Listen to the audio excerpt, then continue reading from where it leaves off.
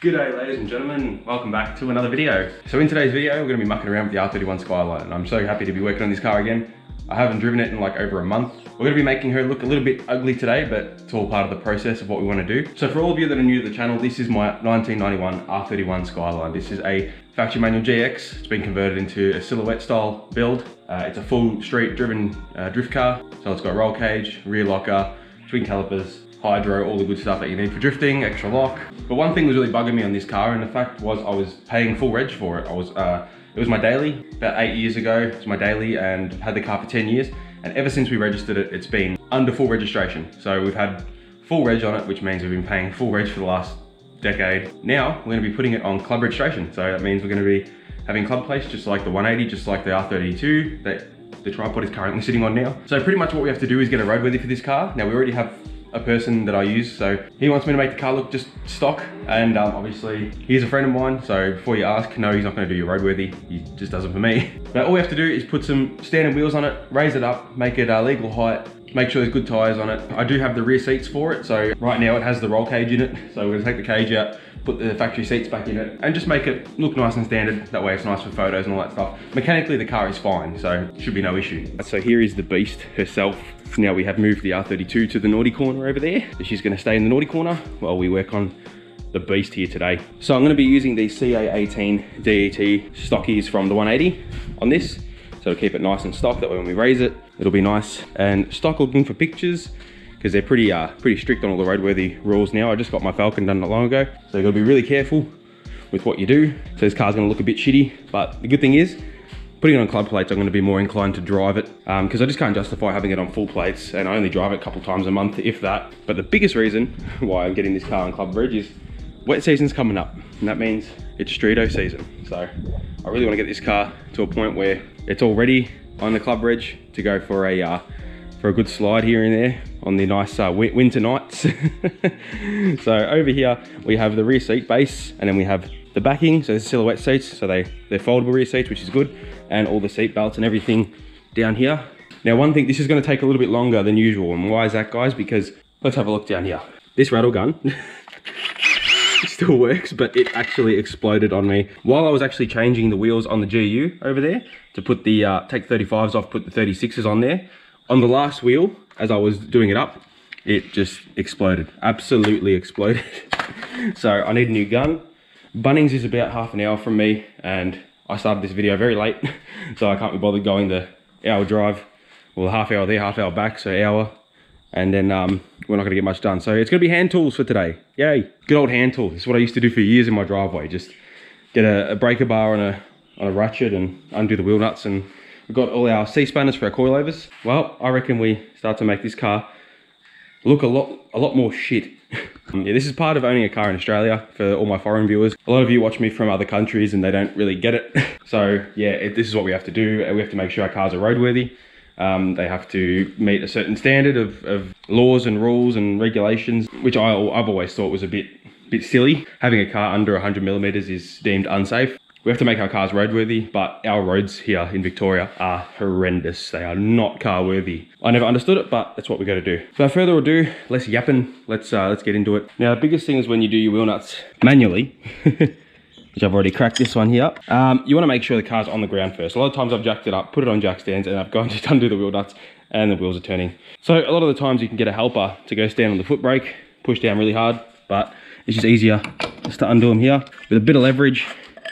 Got my jack handle, a bit of leverage, and then okay. And then the only thing is they just don't buzz off as easy as when the gun does it. But when you have leverage, they just pop right off.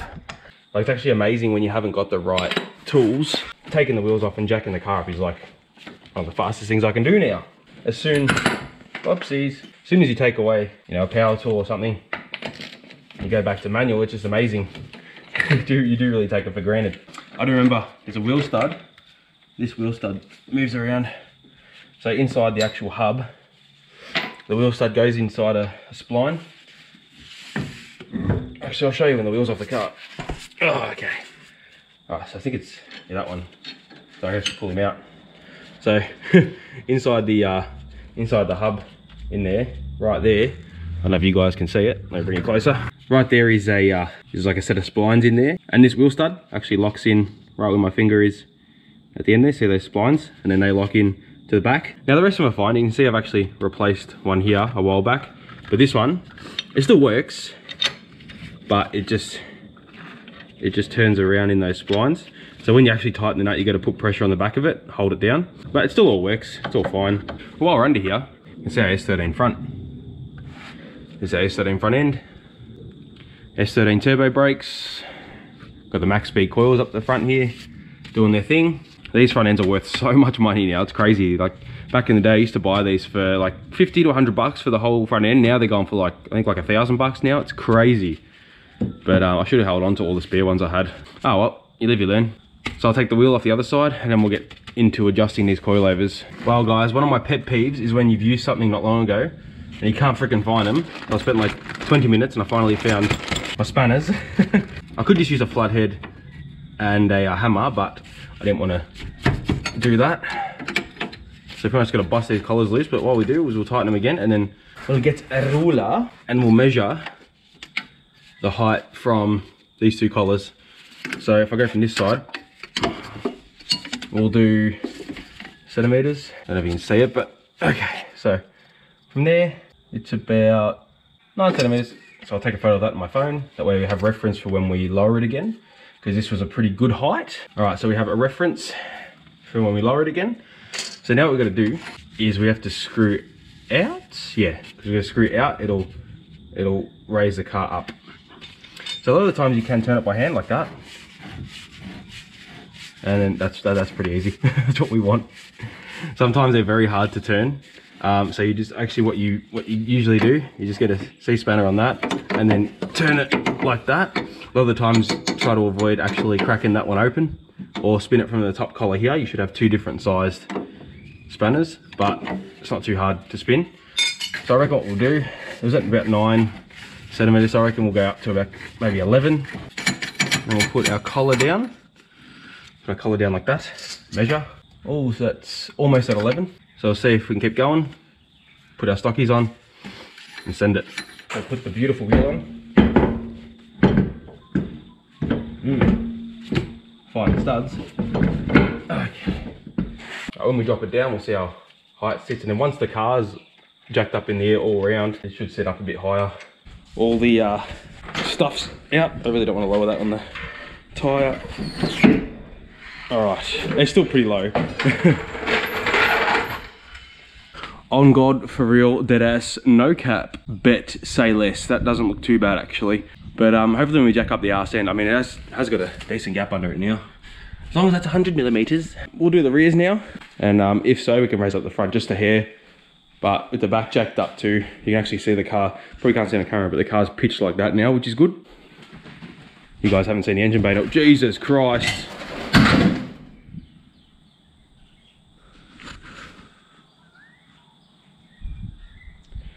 Well, lucky they're rips.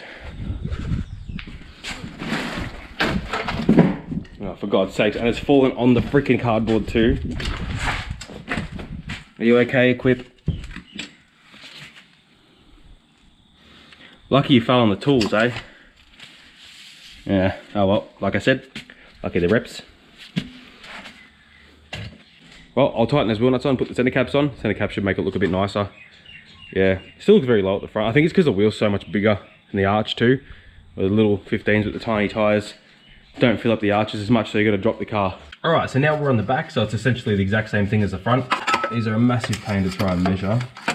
You cannot get the ruler in, but we get a rough measurement and then take a picture on our phone. Just crack the main collar. Oh, Jesus. Got it. And then it's essentially the same thing as the... Oh God, this one's gonna be hard. Here we go. Break the crunchiness. Okay, we're going up and not down. Oh yeah. I might spray some CRC just in the threads here. Hopefully let that just soak in, then we'll come back when it's all done. All right guys, so I've just buttoned up the other side. Moment of truth. Let's see how disgusting this is. Yeah, that's not too bad. If you look in the laundry here, you can say hi to our newest member. I don't know if you can see him in there. Little black cat, Cosmo. We just got him last week. Say hi, Cosmo. Say hi to the viewers. Say hello. You don't want to borrow it, do you? It's a new addition to the family. New pussy. Here's a 31. God, speaking of pussy, fucking hell, this thing is going to get so much. Look at this. Oh, it's disgusting, isn't it? Oh, beautiful. It's exactly what we're after. Have a look underneath. Oh, that looks like 100 millimeters to me. Yeah, look at that. God.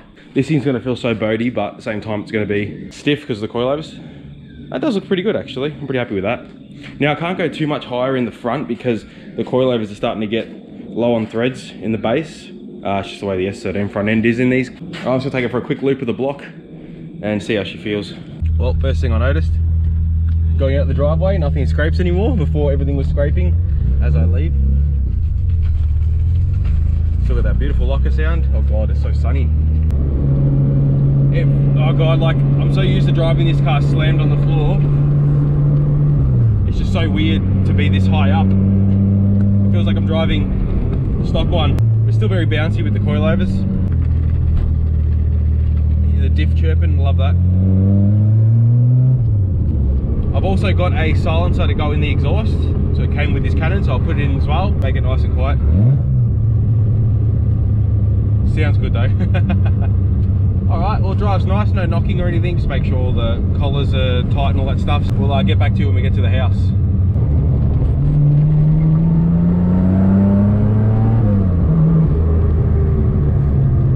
Yeah, it goes good.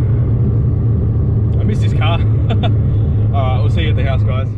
Well, guys, she's looking pretty stock already. Just wheels and raising it up a hair. Look how much that's changed everything. Yeah, I can't believe the difference it makes, guys.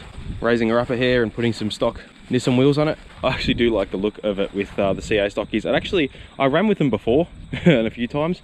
I reckon even when I go for a bit of streeto, I might just leave these wheels on just so it's not, you know, as much attention. Yeah, these will be perfect for roadworthy. So I'm running out of time today. The sun's about to go down. Daylight savings is gone, so it sucks. But I think maybe tomorrow we'll finish with putting the rear seats in, getting everything else up to scratch, going underneath, making sure we have no leaks or anything. That way when my buddy does the roadworthy, we'll make it as easy for him as possible. Anyway, I reckon we'll continue tomorrow, put the rest of this car back together. We'll see you then. Well, guys, it has been, God, I think it's like a week and a half since the last clip that we did in this video. So I took some time off this week. I had my birthday this week as well, so yay, 1 year older. But we have our roadworthy Wednesday, and today is Monday. So now that we've jacked the car up and it's at reputable height now, I actually did measure it. So we're at 120 mil. So it's just above the legal limit. 118 to be exact. And just, yeah, having the bigger wheels and tires on there. And the side skirts make it look so much lower, but without the skirts and the front lip, it's quite jacked up. And even driving it, it feels like it's stock again. So today what we're gonna be doing, which I don't want to do, is pull the roll cage out. So this is more just for, like, you know, photos and stuff like that. You know, when my mate does the roadworthy, we don't want, you know, roll cage and stuff showing. Even though it's an ADR approved cage and it's all good, you know, it's just good just to have the rear seats and put them back in. That's pretty much it for this. What I did was actually the battery was flat, so we had it on the trickle charger overnight. So I've charged it right up. So we have the battery back in the vehicle. So we charged her up. It's all good to go now. Now I'm just gonna put the bracket back on, which I have no idea where I put it. I put it somewhere. There it is, on the racework stand. So I'll chuck her back on. First, I'm gonna jack the arse end of the car up, get her in the air, get the wheels drooped down, because we need to get under here. So obviously you can see our cage bolts down into here on the wheel well, and the other one on the floor down here. Up there, I don't know if you can see, but we have a plate with some nuts. So there's a plate that goes underneath all four mounting points. So it's a much more solid foundation with the cage, so it makes it so much easier. And the good thing about this cage is it unbolts from the top here, so it is a bolt-in half cage, it's not a weld-in. Like the AU, we had to cut the tops here and re-weld them on, which was a pain in the ass, but the cage is in there for good now until someone cuts it out. But this one, it's good, so we can just unbolt it, pull it out, put the seats back in it.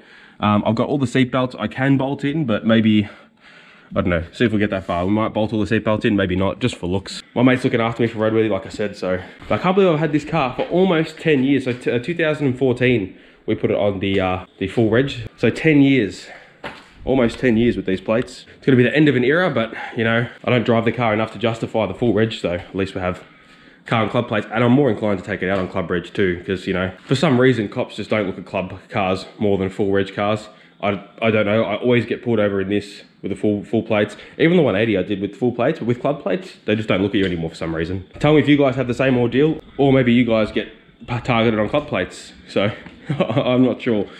But we really have to clean the front of this car up, guys. So I think what I'm gonna do is we're gonna do all the black here, but I'm probably gonna order a 31 house front lip and do it properly, because this lip is just rat shit. It's cracked in the middle, it's broken here from just all the track days and abuse I've put her through. So this car just needs a good tidy up. Without further ado, let's get this cage ready to come out and put the seats back in. I haven't seen this car with seats in it for probably 4 years actually. 4 or 5 years, 4 years I think I've got this cage. I'm just trying to see if there's like an inspection sticker, like, it's a safety cage, but that's just like an identification number, I think. Like, yeah, it doesn't really have a date on the cage. Oh well, let's get to it. All right, we have the car up on stands. So we've got 2 stands and we've got the jack just resting on the diff. We've drooped the axle as far down as it can go, but because we're on coilovers, it doesn't go all the way down. But it's enough to get in there with the ratchet. And what I'll do first is I'll just undo the bases first. And then at the end, I'll undo them, slide those poles out, so we can actually push this whole main hoop forward, and then undo that. I remember putting it in was actually quite easy, so we'll hopefully taking it out is just as easy, but I remember that was a bit of a pain to sort of wiggle in without scratching anything. Now I know for a fact you guys can't see anything I'm doing right now, but I'll walk you through it, because having ratchet spanners and a ratchet makes life so much easier.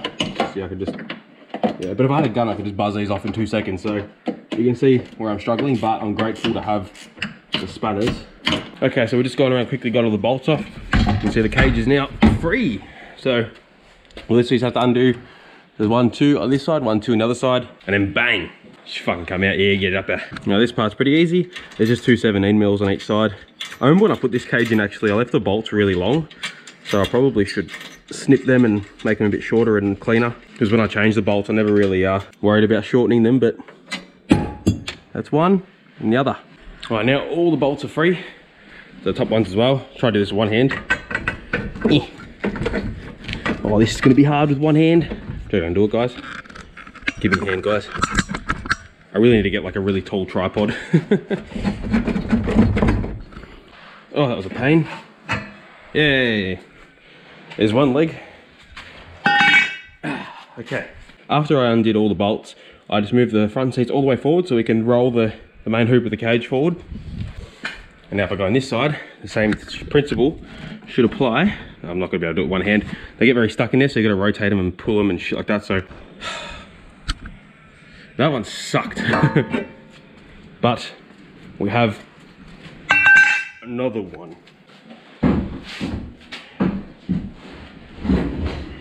It'd be great if one of you guys could come and give me a hand. Jesus. Just gets caught in the carpet. Don't destroy me door cards, please. Yeah, that's out.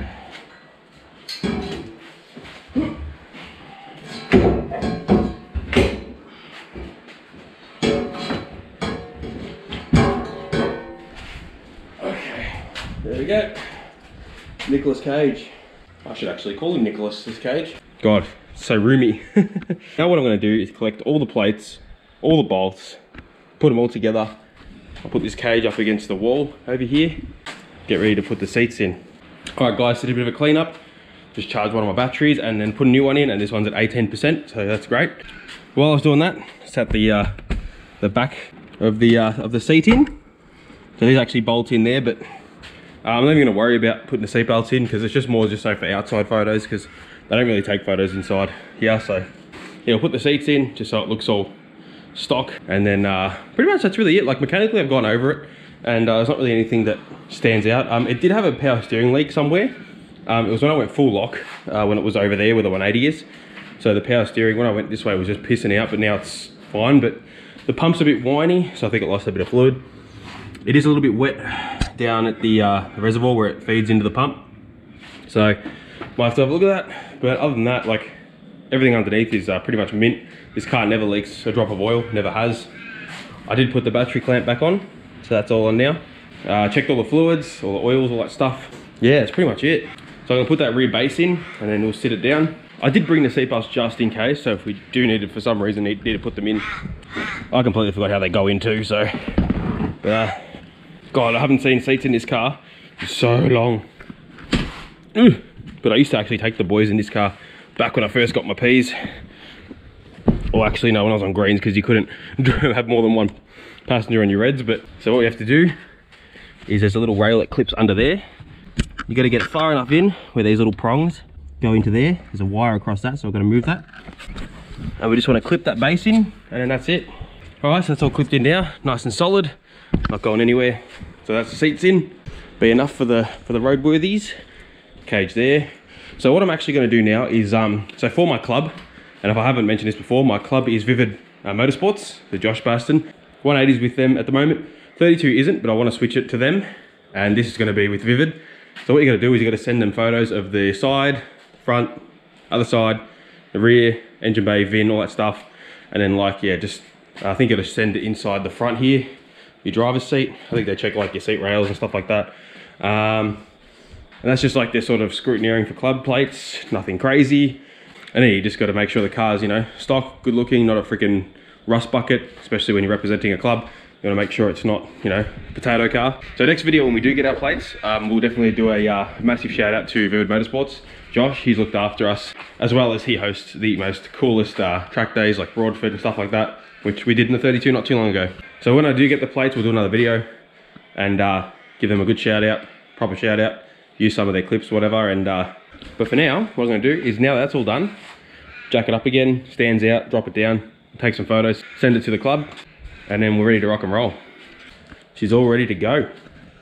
Always an exciting moment when we're going to have the car on club plates. I know a lot of you probably aren't very interested in this, but like I wanted to show you, like, you know, the process of what to do if you want to put your car in club reg, or even just get it ready to get registered. I know some people don't have the luxury of having a good roadworthy person. It's getting very harder these days.